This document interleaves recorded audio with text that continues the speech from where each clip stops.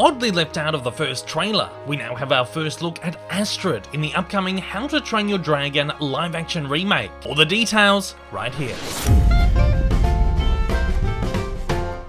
A day after the launch of the film's first teaser trailer, which heavily focused on Hiccup and Toothless, Universal has released a short behind-the-scenes featurette for the How to Train Your Dragon live-action remake.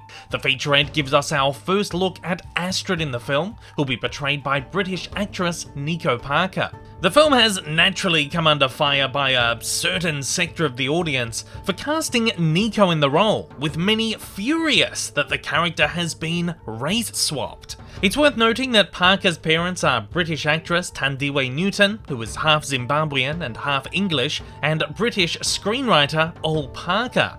This makes Nico's heritage roughly 75% white European, and there's some suggestion that Ol Parker has Scandinavian ancestry, making Nico the only core cast member who has actual Scandinavian heritage. Regardless, the casting has proven controversial for some who don't believe Parker looks enough like the character and think casting a partially black actress in a fantasy movie about mystical dragons set in a fictional land isn't historically accurate.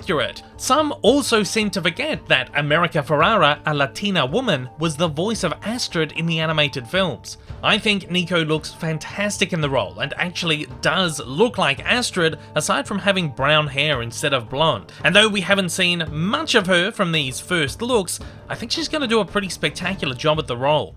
Her and Mason Thames, playing Hiccup, look great together, and I think this can be a fantastic leading duo. And at that, I want to know your thoughts on Nico Parker's Astrid. As always, join the conversation down below, and please be respectful. There's no place for bigotry in my comment section.